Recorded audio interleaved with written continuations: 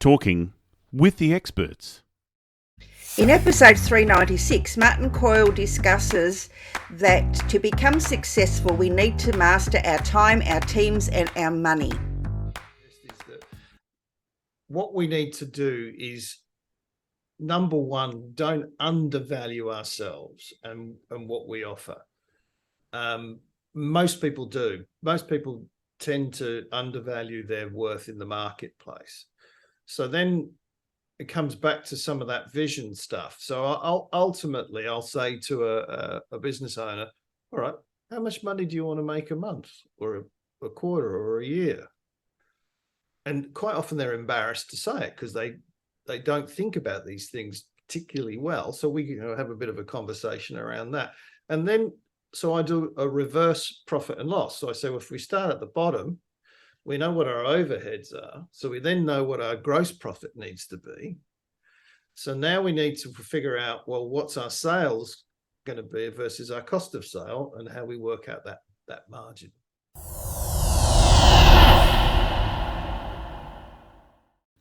Talking with the experts. Talking with the Experts would love to acknowledge Global Glamping Charities Incorporated for generously supporting this podcast. Global Glamping Charities, solving homelessness in all of its forms. Reach out to them at globalglamping.org. Welcome to Talking with the Experts. This is where we discuss great ideas to take your business to the next level. How do we know these ideas work? Well, it's because we're talking with business owners who are using these ideas. Business owners who have years of experience and expertise. All things business by business owners for business owners. And now, here is your host, Rose Davidson. Hello and welcome to Talking with the Experts. I'm your host, Rose Davidson from rosedavidson.com. Talking with the Experts is about all things business by business owners for business owners. You can find it on all good podcasting streaming platforms and on YouTube. Today, my guest is Martin Coyle, and Martin was the 2019 Global Business Coach of the Year and is the co-founder of Alluvion Business Coaching. He has a diverse business background that covers sales and marketing, IT, and general management. Martin has been involved in several startups, including Fast 100 businesses and 3 franchised operations, 2 of which were listed. He also has a love for golf, the arts, classic cars, and is a mad Manchester United fan. We won't hold that against him, though, shall we? We're going to be discussing today breaking through the 1 million and 2 million revenue barriers. And, a lot of times what business owners need to be great is managing their time, their team, and their money. And once they've mastered that, they can then go and become real leaders in their business and in their community. And Martin's going to help us in our journey to discover how we can do that. Welcome, Martin, and thank you so much for joining me today. Thanks, Rose. It's lovely to be here. Appreciate the invite. How did you end up being where you are now? I suppose it was a natural progression in many ways. I'd started off, as I said, in sales and marketing, and then progressed from a retail industry into the corporate world, retrained in IT, and have been exposed to a number of different disciplines through that journey, and then starting my own businesses and understanding that journey as well, through to, again, getting in more corporate. So I realized that I was actually running a training and development business, but I realized that business owners were actually looking for coaching and mentoring more than learning and development, to be frank. And they loved having someone to talk to because it's pretty lonely at the top. And so to talk about business and get good conversations about what they're up to, I found that they really enjoyed it. So I started to morph into that coaching role. And that's how I am where I am. Oh, well, that's quite a journey. And I can tell that you've been in it for a fair while, based on, some of your innovations and businesses that you've helped along the way. Martin, what are the sort of errors that you see business owners making when they're starting out? It's a good question. I think, initially most people would be good at doing something, whether it's, a technical product or general project management or whatever it might be. And they're working for somebody else, and they tend to think, all right, well, I made that person a load of money. Now I can go and do that for myself because I don't like being accountable to them anymore. And I think, I should go and do this for myself. So they start a business based on their skills and knowledge in a particular discipline. And then very soon they realize that there's a lot of aspects to a business that they perhaps haven't given thought to. And that's when things can start to create a little bit of havoc for them, if you like. And sometimes that they try to think that they can do everything, and they hang on to everything, and they can wear lots of hats because they're smart. So they can do the accounting, they can do the scheduling, they can do business development, they can do service delivery, they can do it all. And then they wonder why they've got no time, why it's hard to get people to work for them who are any good, and why they haven't got any money at the end of the day after working so hard. Vouch for that.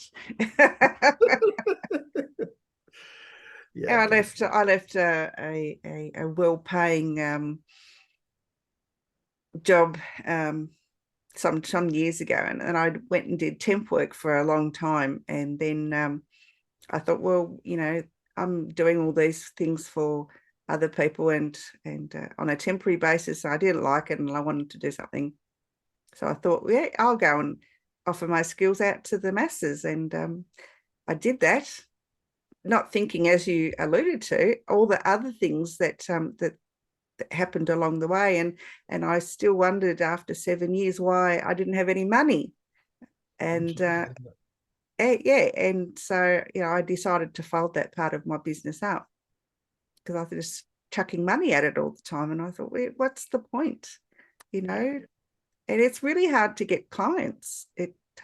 Because you're right, people just want to do everything themselves, and they don't want to outsource, tasks that someone else can do probably better than they can, but they don't think of that. That's right. And they tend to, I guess, not know how to go about it as well. So they might want to get somebody involved, but they don't know how to hire somebody properly and get the right person on board and those sorts of things. So even if they may have a desire to do something different, they may not know how to, and that's where it becomes a little bit difficult in business, where you can go around in circles a wee bit. Yeah, so I guess that would lead on to the next question is, how do they go about letting go of the tasks that they're not maybe so proficient at and finding that magic person? Yeah, look, I think the first step is to understand that they've got to go on a journey from being a doer to a manager to a leader, and ultimately a business owner. And on that journey, they need to start thinking, okay, if you're really good at what you do, your primary role then is to leverage your knowledge and teach other people how to do what you do really well. So it's about then hiring people with a good attitude and some aptitude in the skill set that you're looking to deliver on, but then investing in them so that they can then do that job properly to the standards that you want it done, and to customer satisfaction levels that you can charge the appropriate money in order to be able to make a profit. So that's the first stage in understanding that leveraging yourself means that if you can multiply yourself and have 4 or 5 people like you working in the business, working the way you want them to work, then you're going to be 4 or 5 times as effective. And I suppose there is that general comfort zone thing where you're used to doing things to now suddenly, I've got to come off the tools and manage people. Whoa, that's frightening. Yeah. And so having some understanding how that can work and how working on the business can be as satisfactory as working in the business. Yes, and as entrepreneurs, we're all so guilty of working in it and not on it, and it's difficult to put that fine line in between, isn't it? Yeah, look, and you use the classic examples. If you look at Sir Richard Branson, who everybody holds up as a wonderful businessman, he has not one personal assistant but two. He's got so much going on that they can't handle everything that needs to be done. So understanding that you can be more effective in getting other people and letting go. But the other factor with this delegation of authority as well as roles is actually a process. And you, instead of thinking, I've just got to let that person do it. No, you work out a process, you put a plan in place, you document things, you figure out who you're dealing with. Are they a novice at what they're doing, or have they got a little bit of experience, or are they expert? And you're going to handle each one of those differently. And being able to appropriately manage. So you might micromanage a novice to start with, whereas you would manage someone with intermediate skills by milestones and get them to report back on those milestones. Whereas an expert, you let them go and you manage them by exceptions, where you say, come and let me know if something's gone wrong. And I guess another thing is it's hard for entrepreneurs to be leaders because, a lot of them don't know how to lead a team. They don't know, because they've always been led, working in the corporate world, most often they are being led by somebody and they don't know how to be leaders. So how do they learn these skills? Yeah, look, it's a great question. I think that most people do struggle with becoming a leader because they think that leaders are born and you can't learn leadership skills. Number one, well, that's rubbish. You can learn to be a leader, and you can learn your own leadership style as well. So it's about understanding yourself and then understanding where you might need to beef up some knowledge or skills or practices, or fake it until you make it kind of thing. But what I find in stimulating that journey is I get them to imagine an ideal world in which their business operates, so that where they have ideal clients, ideal staff working for them who deliver work to the utmost standard and precision that you can charge a premium for, and that people are willing to pay. You get great reviews, you get repeat business, and you get all of those things. And so if you imagine a business like that, well, if we know what we want to get and want to achieve, well, how do we get there? Well, we have to encourage people to be the best they can. So we have to provide an environment. For our clients, we might have to treat them as if they've got intelligence, and we might need to not insult them. We might need to provide them with guarantees, and we might need to be responsive, or all of these things that some people will say, it's working out your values. But if you just put a list of words on a board, they're pretty meaningless. But if you have a vision and understand what that can look like in practical terms, then you can strive for that, and you can hold people to account. We agreed that we were going to do things to this, and why did we fall short? Can we make adjustments? Is there some lessons on those sorts of things? And that helps.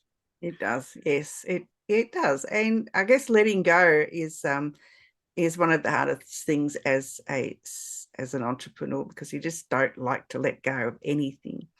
I read a Facebook post recently from a lady of my, obviously I know her and I know her fairly well. She was talking about value of services, who puts the value on that? Is it the service provider, or is it the client who puts the dollar value on a thing? So if you're going to charge $5,000 for something because you've done all the training, you've bought all the whiz bang apps and programs and software and everything, so you need to factor that in, or is it the client who has a perceived value of a service? How does that work? Because quite often we don't know how to price ourselves as service providers, because we've done the training, we've done the hard yards, and we've bought the whiz bang stuff, but so we put a dollar value on it, what we perceive to be the value of the service. But how does the client perceive that? Because there's two different sort of stories that go with that. Totally. And what I would suggest is that what we need to do is, number one, don't undervalue ourselves and what we offer. Most people do. Most people tend to undervalue their worth in the marketplace. So then it comes back to some of that vision stuff. So ultimately I'll say to a business owner, all right, how much money do you want to make a month or a quarter or a year? And quite often they're embarrassed to say it because they don't think about these things particularly well. So we have a bit of a conversation around that. And then, so I do a reverse profit and loss. So I say, well, if we start at the bottom, we know what our overheads are. So we then know what our gross profit needs to be. So now we need to figure out, well, what's our sales going to be versus our cost of sale, and how we work out that margin. And what I find is that the other mistake that people make in pricing is that they want to sell to everybody they meet. And that's wrong, because if you do have a 90% conversion rate, you're too cheap. And that's what's going on in the market.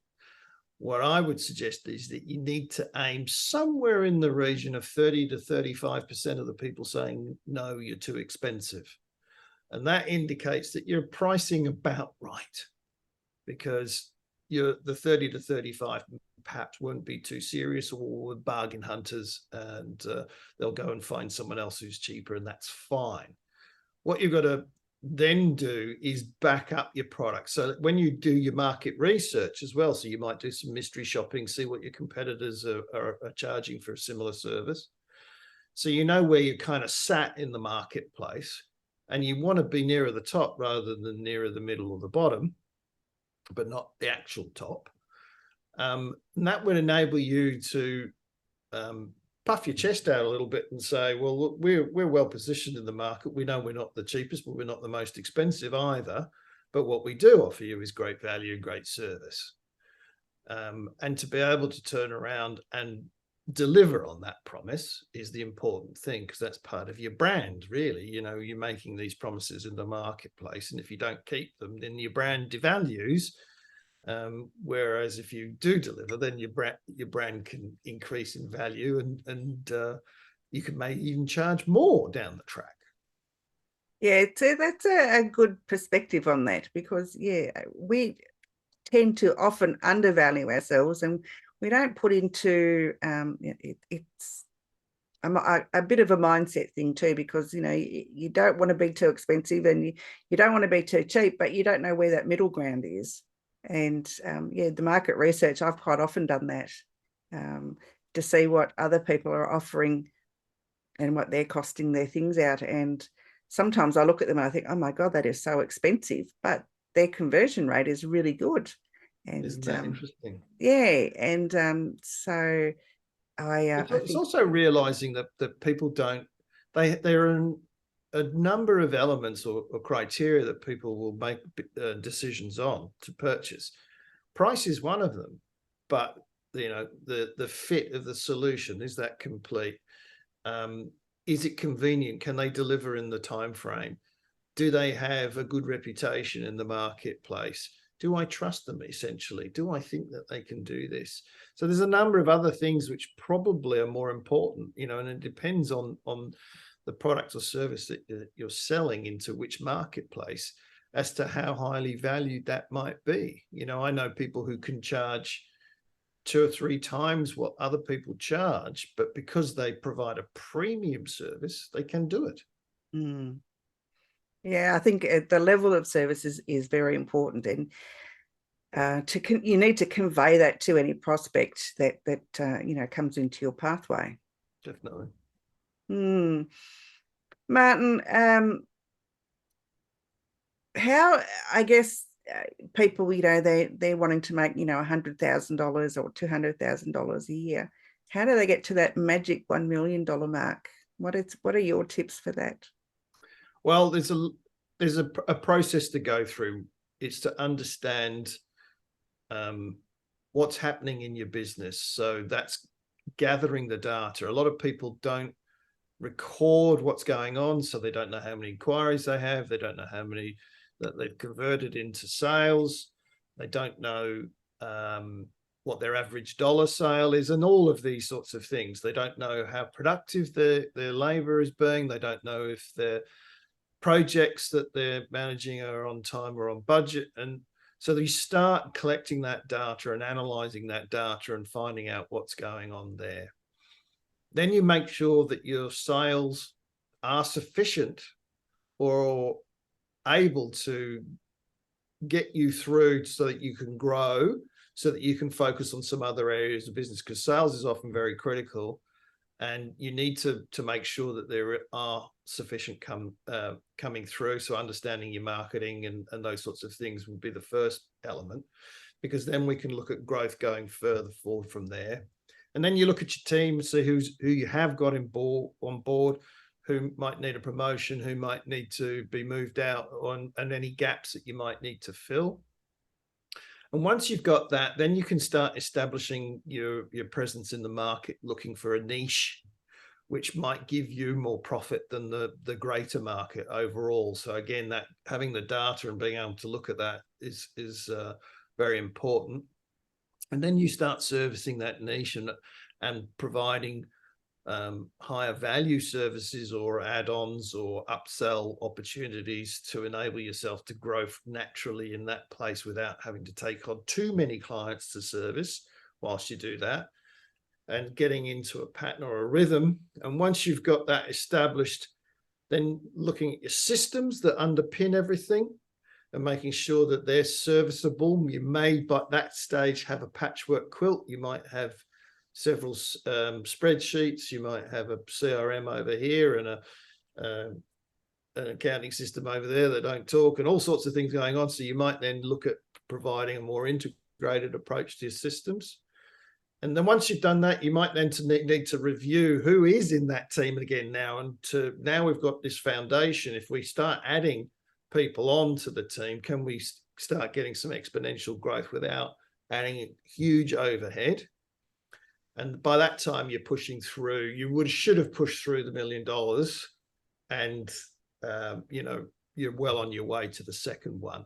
The second one tends to become more about how expanding beyond where you're actually operating, and that doesn't necessarily mean geographically, but it might be thinking more in terms of big picture, where else you can go. So a simple example of that might be taking on another brand that you're representing as a product that might have a better value proposition or something of that nature. So depending on the business.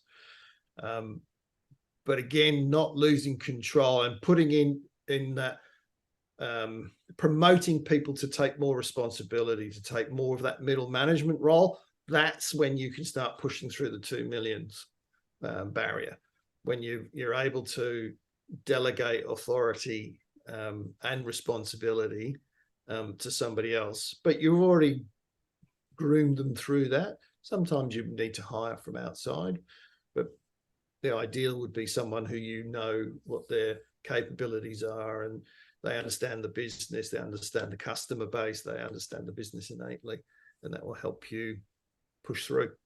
Yes, that is really great advice. When we put that into practice, or if anyone like me that is the doer and not the business-minded person, that makes it a little bit more difficult. Totally. And that's why you do it step at a time. And, you know, what I've talked about, what a process that might take 2 or 3 years to achieve that. So what you do is you chunk it down into, it's the old phrase, how do you eat an elephant? One bite at a time, isn't it? You know, so that what we would do or encourage people to do is break down the goals into smaller goals and start looking at their 90-day plans. Well, what can we do in these next 90 days that will enable us to move closer towards our goals or achieve our goals? What could we knock over?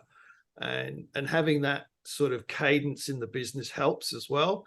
And looking at things not just, you know, on a monthly basis, but a quarterly basis also helps to see what's happening in a business too. And then getting into that usage of planning and, well, this is what we said we were going to do. What did we actually do? And holding yourself to account. And naturally, the mind starts to change because you become, you know, you're looking at numbers differently, and understanding your numbers is a pretty critical thing. And a lot of people don't do that. But so doing it in a way that becomes second nature and you take responsibility for, I think works really well.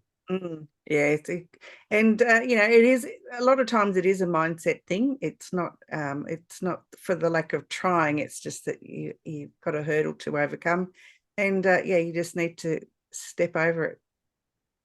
Absolutely.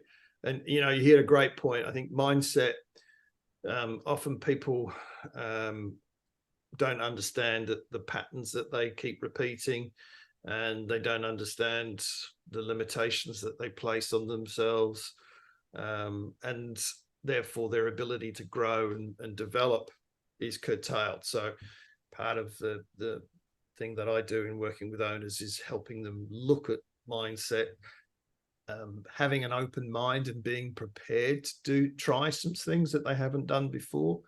And again, you know, little steps, seeing the results, then you can go again. Yeah, baby steps are always important. It's no good trying to leap in with both feet, like most of us do. We just jump in with both feet and hope for the best, and we end up drowning. Indeed. Martin, where can people find you if they would like to work with you? Very simply, the website, alluvionbusinesscoaching.com.au is the easiest one. Easily reach out through the contact form there, and I'd be very happy to have a chat. And just so you know how you operate, it's a very personal relationship, and it doesn't always necessarily work between a coach and a business owner. So we take our time to get to understand the dynamic that might be. So we would sit down for probably a 2-hour business exploration meeting before we decide that either of us wants to go ahead. And we'll have a chat about the business. We'll make sure that we can do something of value for that business owner, and that business owner feels as though that we can deliver on our promise. And if that works, then we'll look to engage. Excellent. And have you, other than your coaching award, have you written any books on any of this stuff? I've written many books in my mind, but I haven't yet really delivered on that. Well, to be honest, I've written a lot of material that I use in the coaching journey that I take people on, so that I have manuals and all sorts of things, templates and those sorts of things. One of these good days I'll publish a book. Yeah, we're all a bit like, I mean, I'm a bit like that too. I've got lots of stuff, but putting it down into something that people would want to read is the hurdle that I'm finding myself at the moment. That's it. How much do you reveal as well? What do you absolutely absolutely, yes. Martin, It's been a pleasure. Have you got any words of wisdom you'd like to share with our audience today? Yeah, look, always listen to that curious voice inside you that's looking to do something a little bit different and explore. But in that exploration, be true to yourself. It's not just the head, it's the heart and the gut that needs to be satisfied. And if something's nagging away at you, don't do it, but go and find out more. Absolutely. Martin, thank you so much for being here today. I've actually enjoyed our conversation. It's been very enlightening. Thank you. Good on you, Rose. I've really enjoyed it too. Thanks for having me on. You've been listening to Talking with the Experts, hosted by Rose Davidson. Make sure you have a look at our back catalogue over at talkingwiththeexperts.com. And be sure to subscribe to our podcast so you don't miss out on any episode. We look forward to your company next time.